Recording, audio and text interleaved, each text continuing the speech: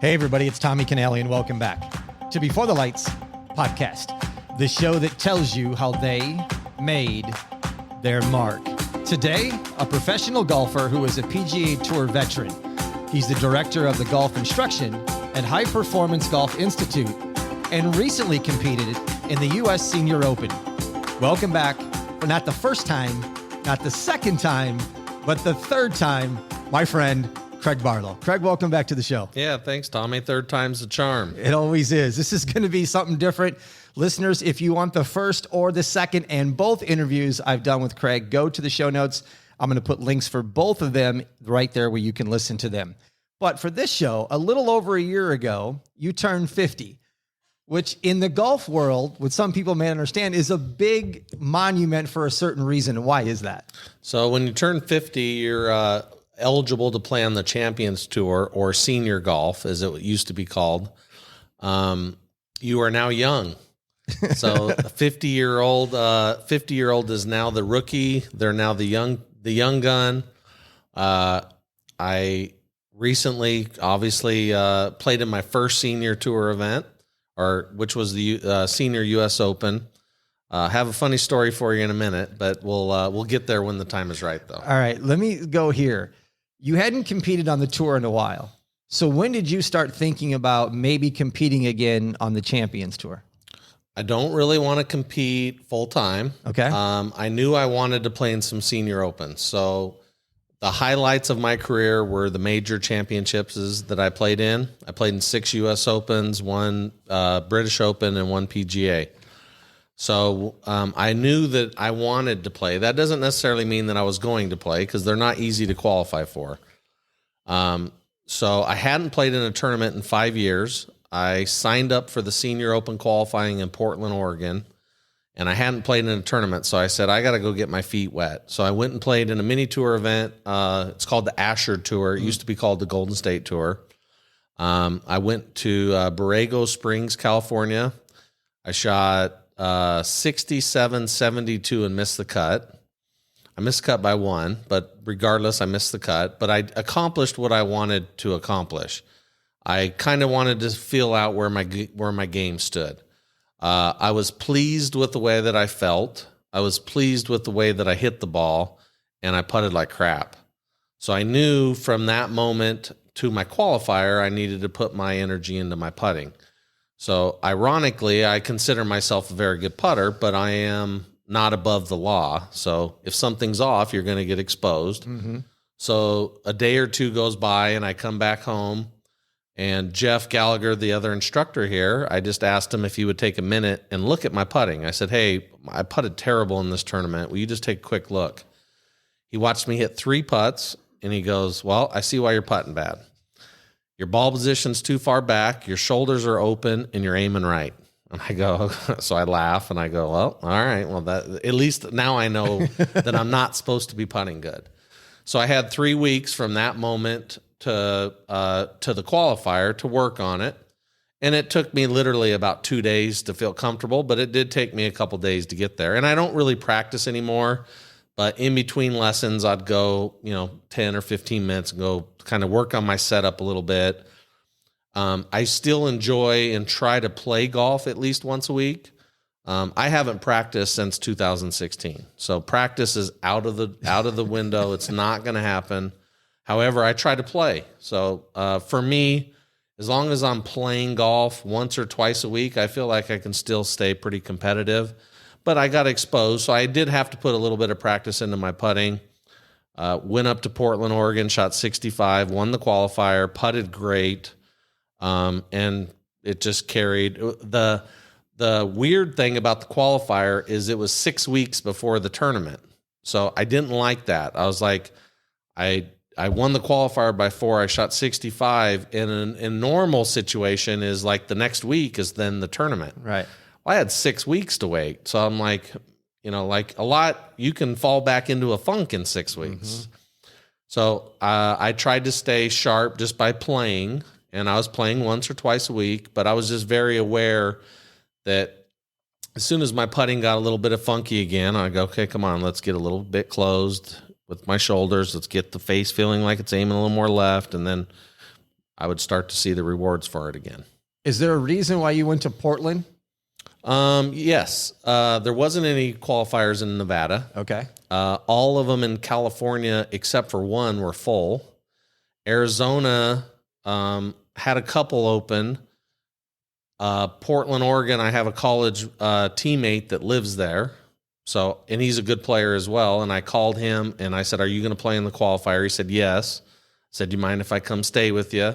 He happened to be a member at the golf course that the qualifier was at. Okay. So I had the perfect storm. So I flew in Sunday night. I played practice rounds on Monday and Tuesday for the qualifier.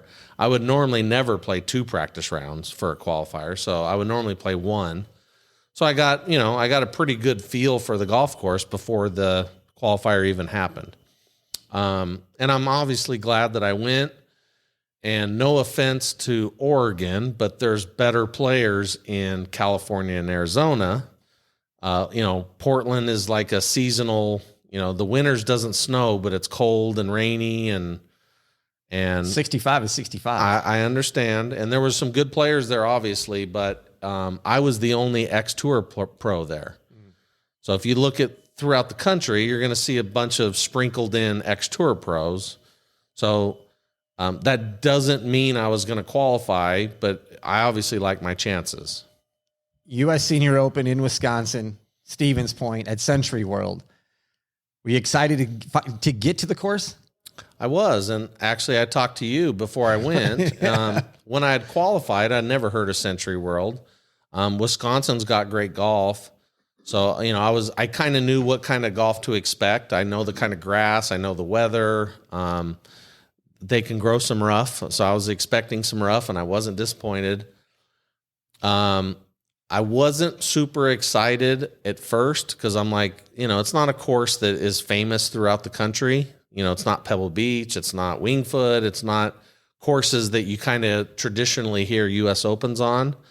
I was very happy when I got there. The course was awesome. They hadn't had anybody play the course since October of the year before. Wow. It snows. Right. So obviously the snow kept people off it, but when the snow melted, they groomed it for the Senior Open, so it was mint. The rough was brutal. Probably the only U.S. Open that I've played in with worst rough was 2006 Wingfoot, where Jeff Ogilvy won, where Phil Mickelson famously kind of double bogeyed the last hole to lose it. I thought the golf course was great. It was very hard and very fair, and we had a good week of weather, and it was a great experience. How much of that course changed from Monday to Sunday? Quite a bit. The course, so it rained quite a bit on the weekend. So I got there on Saturday, it was raining. I mapped the golf course out on Sunday, rained all day. So then it maybe rained maybe 10 or 15 minutes at a time throughout the week, but not much. So the course played really long, really slow, not slow as in the greens, like the ball didn't roll. The rough was wet. Rough is the worst kind of rough, and it was wet. So it was long. It was a beast. I jokingly said, I would like to see Langer win this week. And I did say that. And now, that's what happened. In my defense, it dried out daily. And the course, for instance, the first hole in the practice rounds, I was hitting 6s and 7 irons. And in the tournament, I was hitting 9s and wedges. The second hole, I was hitting hybrids and 5 woods into par 4. In the tournament, I was hitting 7 and 6 irons. So the course dried up, and it became a different golf course during the week. Not taking anything away from him, I am blown away how good this guy is. So I want to ask you some questions in each round. Okay. First round, you have a late tee time. How did you keep yourself in the moment with a late tee time, warm up? What were your feelings? Were you getting anxious to get there? What was going on that day? Yeah, I was nervous. Had a good plan for how I wanted to play the golf course. I don't really remember what I did in the morning. I had my my wife and my son, My caddy was staying there, and I had a friend at the house. We rented a house. So I think we were just I think golf came on. We were actually watching it, trying to get a little bit of a feel for the golf course. And I was anxious, but I'm used to this. I mean, I've played in 500 events, so I'm used to the feeling of the excitement and the anxiousness of starting a tournament. Kind of my goal for the week is I didn't really put any goals on results. My goal was I really came up with a good game plan and I wanted to stick to it. So I just kept telling myself, I feel like in years past, like, it's my goal is to make the cut. My goal is to finish in the top 10. My goal is this, that, this. My goal of this tournament was to literally have a good game plan for how I was going to play every hole. And as soon as I was not in position to play the hole that way, I was going to go to plan B, and plan B is trying to figure out where is my best leave so I can make par. So that was my goal. So I just kept telling myself every time I started feeling the anxious and the excitedness of the tournament, I just said, hey, no. It's back to I walked and mapped the golf course on Sunday, and I played practice rounds on Monday, Tuesday, Wednesday. So I was super familiar with how I wanted to play this course. Now it became time there. Obviously, I have to execute, but I was prepared for adversity. I know that you're going to get dealt adversity in every round, and it was how I was going to deal with the adversity. And for the most part, there's a few shots I'd like to have over. For the most part, I was like, I don't think I've ever been that mentally prepared. I was not physically prepared. I'm not training. Right. Like, my body's not in as good a shape as it used to be. I don't practice golf anymore. So I had to make up for that by being perfect with my game plan. How difficult, or what was the mindset from a late tee time on day one, finishing late, turning around round two with an early tee time and trying to get off to a good start? So late early was always my favorite combination. Okay. So the reason for that is if you play early late, you finish generally around noon, and then you have 24 hours before you tee off again. So there's a long time between first round and second round. I finished my first round at, 7:45 at night, and I teed off the next day at, I think 9. I think I was the last group, so 9 o'clock. So I literally only had 14 hours. So by the time I get in my car, we drive and have a quick bite to eat, I go home, shower, boom, I'm right in bed, wake up at 6 a.m., go through my process, boom, back to the golf course. So less time to think about it. And generally, in this week counted, generally every day the golf course gets a little firmer. So if you tee off early late, your second round is going to be a firmer golf course than if you tee off late early. So my second round was on a softer, because it's softer in the morning than it is in the afternoon. So that's why I liked the momentum of late early, and I liked the firmness. Generally, every day it gets firmer. You said that you wanted to have a better mindset in this one than having goals of making the cut whenever. But in round two, obviously making the cut is probably something you wanted to do and did. But what's the challenge between playing smart versus trying too hard? Great question. So trying too hard is something every professional golfer is guilty of. Okay, so that you're trying to find the magic portion of trying but not trying too hard. I think I did a better job in this tournament of just playing golf and keeping my brain quiet instead of thinking of exterior noise of, what happens if I play well today, or if I do this, that will happen. I think the experience of all the years is I literally just played golf. I obviously knew I was playing in the Senior Open, but I kind of recognized the fact that it's not different. It's just golf. Of course, set up a little harder. Competition's a little better, but I'm not really playing Ernie Els. I'm playing the golf course. Ernie Els is going to do what he's going to do, So it's like a competition against myself. And I felt like it's probably the first time in my career I wasn't playing for something. Like, I'm not playing for a spot on the money list, not trying to keep my card. I was kind of playing for me, and I wish I could have learned to do this earlier, and I don't even know if it's possible to do it when you're trying to do it for a living, because you're always trying to finish high on the money list. The higher on the money list you finish, the more sponsorships you get, the more endorsements, blah, blah, blah. So I'm pretty proud of myself that I felt like my brain was a little quieter. You make the cut, round 3. Do you feel more relaxed now that you know you're there for the weekend than you were in round 2? I did. I feel like I played 2 tournaments.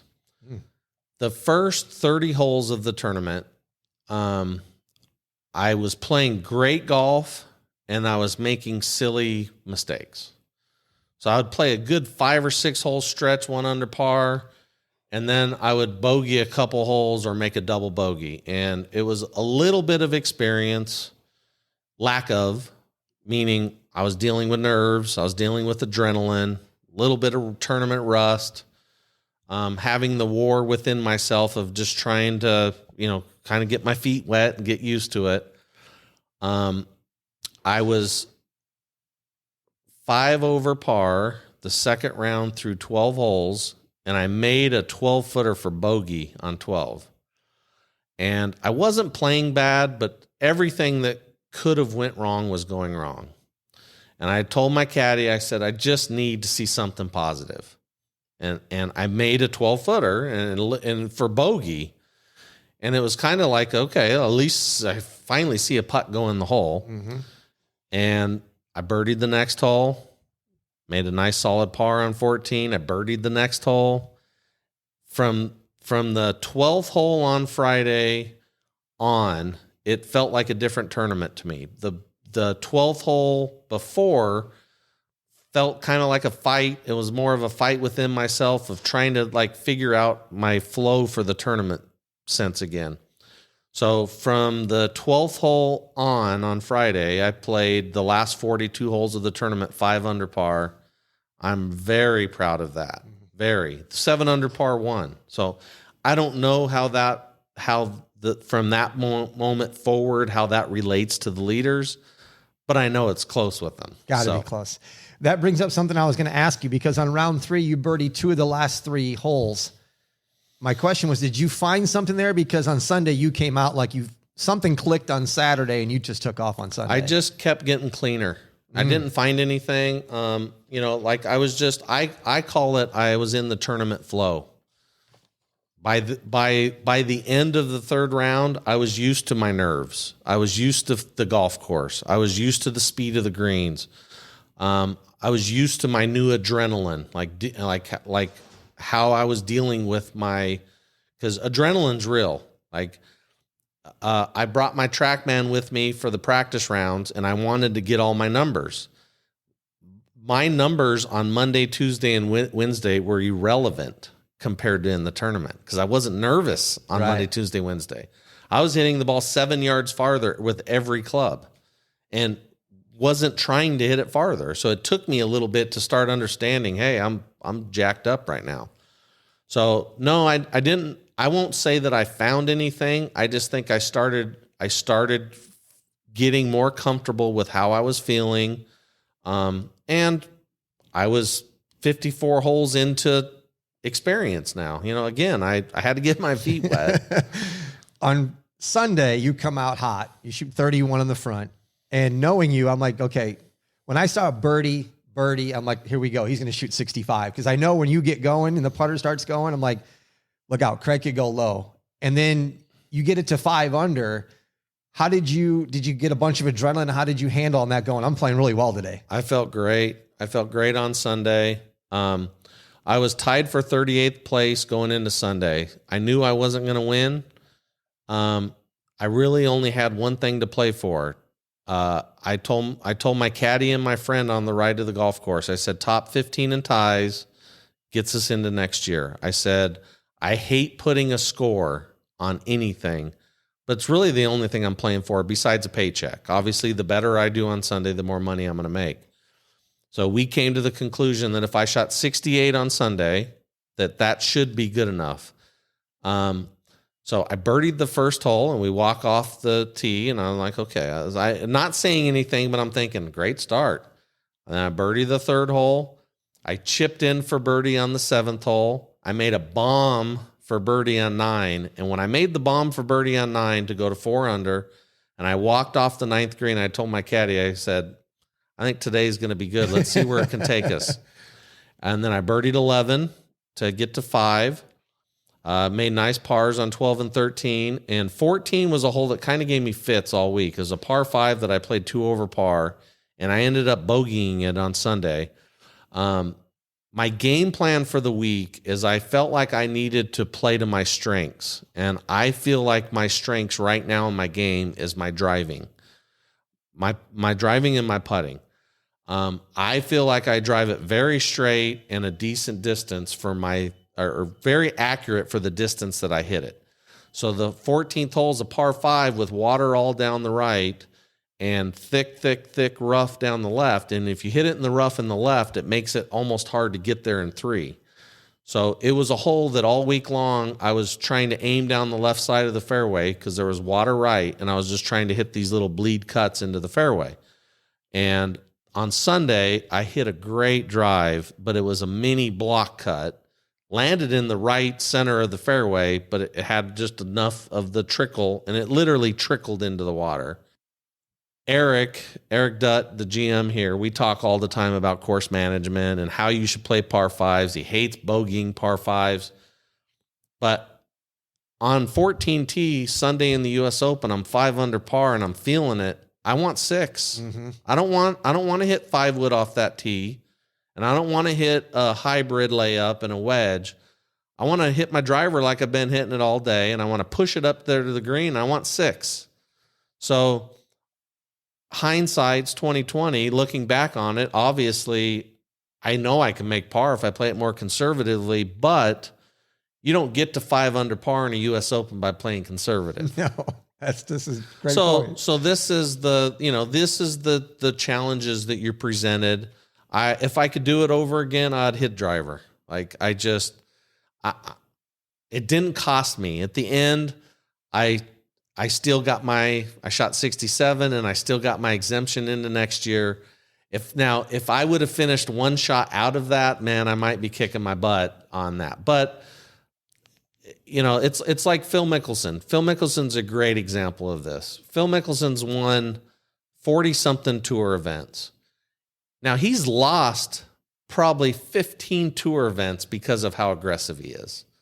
But does he win? If he plays more conservative, does Phil Mickelson win 40-something times on the PGA Tour? I'm saying no. I would agree with you. He's probably won a dozen by being aggressive. Absolutely. Now, he's lost some tournaments that he should have won but you can't second guess yourself. You are who you are.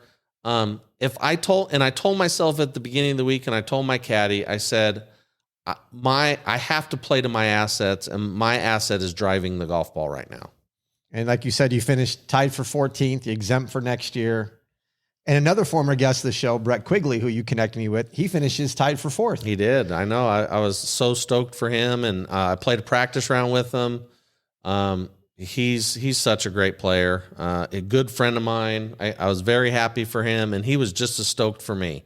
He knows my situation right now in my life, that I'm just trying to play a little bit, and he was happy for a couple reasons. One, that I played good in a big tournament, and 2, the Senior Open next year is at Newport Country Club in Rhode Island, which is where he's from.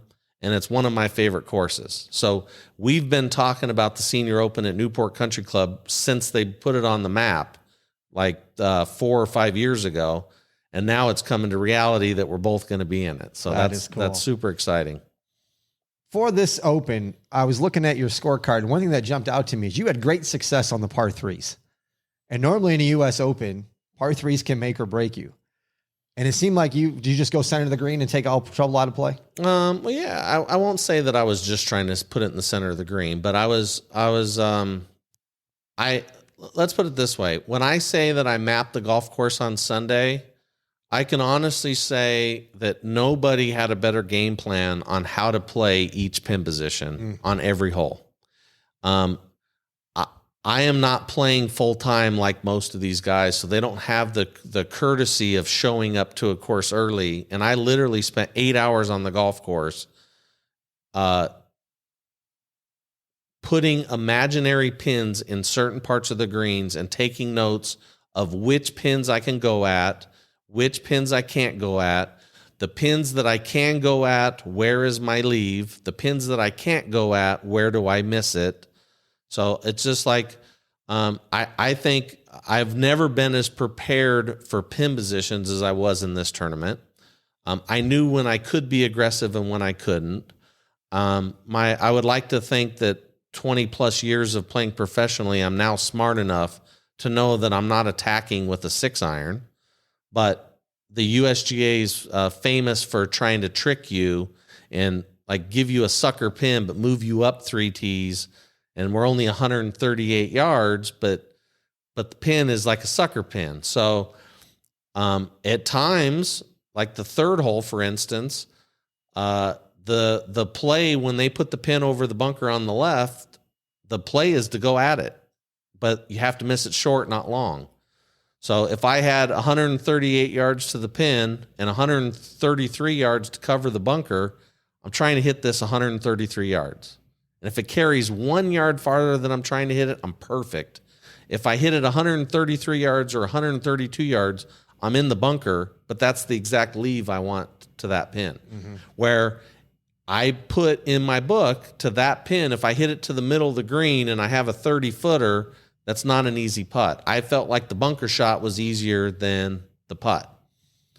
Did you notice you were appreciating things more this time around? And if so, what were you appreciating more? I said going into the tournament, I was going to appreciate and kind of smell the flowers as I went. I can't do it. Competitive juices keep that from happening. Now, I did enjoy the week probably more than I'm used to, but when I was inside the ropes in the tournament, I don't know if I know how to compete where I'm really buckled up mentally and smell the flowers. I don't know if I've learned how to do that. Now, when I hit a bad shot, I didn't dwell on it. You know, I was like, I won't say I liked it. So I would say I was definitely better at that part of it. But in interviews leading up to it, you know, I was like, you know what, this is really cool. I get another chance to go experience something that I'll probably remember for the rest of my life. And it is a treat to play in these things. So I do want to enjoy it. And I enjoyed the process of it. I enjoyed going to the tournament. I enjoyed the practice rounds more than I normally do. And that's probably basically that I'm not doing it anymore. So it was fun. Like, I'm playing on Monday with Brett Quigley and a couple friends, and on Tuesday and Wednesday I play with Mike Weir, my good buddy. You know, and I'm not necessarily grinding on the golf course because I've already done all my notes on Sunday. So like it was that part, yes, I did enjoy more. But Thursday through Sunday during the rounds, it's too intense to enjoy. After it's over, sign a scorecard, tournament's over, you go with your family, sit down, have something to eat. What was the feelings? Was it happiness? Was it relief? I mean, what were you feeling when it was done? I was ecstatic on how I played on Sunday. I bogeyed the last hole to put me at the time tied for 15th. And not that I need to justify my bogey on the last hole, but I played it perfect. I couldn't have hit a better 3-wood right down the middle. I had 180 yards to carry the bunker, and I hit the prettiest high-cut 6-iron that if it flies one more foot, it's right next to the hole. And it landed into the grass lip of the bunker and trickled down into the bunker. It was an easy bunker shot that I kind of at the last minute stalled out and didn't commit to it. And I kind of mini chunked it out to about 8 feet, and I misread the putt. So I'm not happy with my bunker shot, but if I could hit 106 irons, the one that I hit was going to be the best one I could hit. So a little bit of a bad break that I couldn't have hit a better 6-iron, and I made bogey. So now your question was, how did I feel when I finished my round? I was sick to my stomach because I look up on the thing in the scoring tent and I was tied for 15th. And I'm like, if I finish tied for 16th and I miss out on my exemption for next year, like that's just a sour taste. Mm-hmm. And I promised myself I wasn't going to beat myself up for my bogey on 14 and for the bogey on 18 if I finished in the top 15. So I got to live up to my end of the deal on that. I felt like all the years that I've put into this game, I finally got full out of that, my experience. Because on a scale of 1 to 10, I wasn't very prepared for the tournament. I was playing. I hadn't played in tournaments. I hadn't practiced. I literally haven't practiced in years. I play and I still play good. So now I'm going, I was the highest finisher of all the qualifiers for the tournament. I got a spot into next year's tournament and I competed. One shot better than me was Ernie Els and KJ Choi and David Toms and like guys that are playing full time. Right. So I think I take my biggest joy from the tournament is that I pretty much played with the big boys doing it part-time. We're recording here at Reflection Bay at Lake Las Vegas, where you're the director of instruction for High Performance Golf Institute. Tell me what kind of support, because I imagine you got a ton from the Vegas community. Very blessed and very tickled to death. So I always turn my phone off during the tournament. I was getting some text every day, but when I turned my phone on Sunday, I had 177 texts, and that was intimidating. I'm proud to say that I've responded to every one of them. It did take me probably a good 48 hours to get back to everybody. It just makes you feel good that, that this game is so humbling and this game can beat you up. I've had so many low times in this game that when it's all said and done, that's what makes the good finishes feel even that much better, is going through the difficulties. And now I'm able to share this with my students. And honestly, I have to thank teaching and my students for probably at least 50% of my success for this. Guess what I do for 6, 7, 8 hours a day? I preach the process. I preach the setup. I preach posture. I preach a good attitude. I preach being committed to every shot. So me preaching this, even though I don't practice and play as much as I used to, I feel like my brain is probably more engaged now than it ever has been. Because when I was playing for a living, I'd be working hard when I'm practicing and I'm working hard when I'm playing. But when I would leave the golf course, man, I had to get away from golf. And I don't know that I was being on the golf course as much as I'm on the practice tee. So, and great for my students to see, wow, like they know that I'm not playing a ton. Maybe I should listen to them a little bit more. Well, from my standpoint, it was fun to follow you and watch the scorecards come up in every hole. And it was just a joy. It really was. It was a joy to see you. And on Sunday, when you got it going, I was jazzed up. I'm like, he could go really low today. I've seen this happen, and who knows where you can go. But you're back to teaching now, and you said you're not going to do this full time. You've qualified for next one. But are you planning on playing on any more Champions events? I've written for a couple sponsor exemptions, and I would love. So I think the most common question that I've been asked is, did that make you want to play more? And it made me realize that I am doing the right thing in my life right now of what I want to do, which is to not play full time. But it did make me want to play a little bit. So I think if I could play 3 to 5 events a year, that would be so satisfying. It doesn't take the mental strain of being on the road all the time and being away from your family. I have a 13-year-old boy with Down syndrome that's very high functioning, but needs me. And I'm pretty pleased in saying that I've got to be selfish most of my life, and now I have a different direction in my life. So I have written for a few sponsor exemptions, and if I land one or two of them, super cool. I'm not going to chase the Monday qualifiers. Ironically, I am in 3 weeks going to Michigan, and I am going to do a Monday qualifier. But I had this planned before I even qualified for the Senior Open.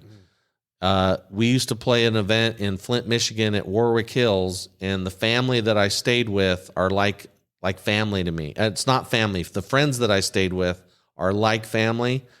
Riley, my boy, is 13 years old. They have never met him. So I told Leanne, I said, we got to go to Michigan. We got to see Ed and Judy.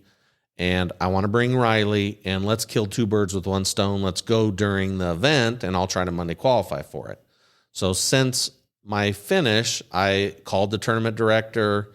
I've sent him a letter. I've told him I'm signed up for the Monday qualifier, but would love an opportunity to get a sponsor exemption. He didn't say no, didn't say yes. He said, I won't be able to really answer that question until the week before. So the tournament is the 25th through the 27th of August. So I won't find out for another few weeks, but I'm going regardless. So, well, even if you don't get the exemption, you're going to give yourself an opportunity to qualify. Absolutely. Pebble Beach is in September. I'm not going to try to Monday qualify for it, but I've written. So, we'll see.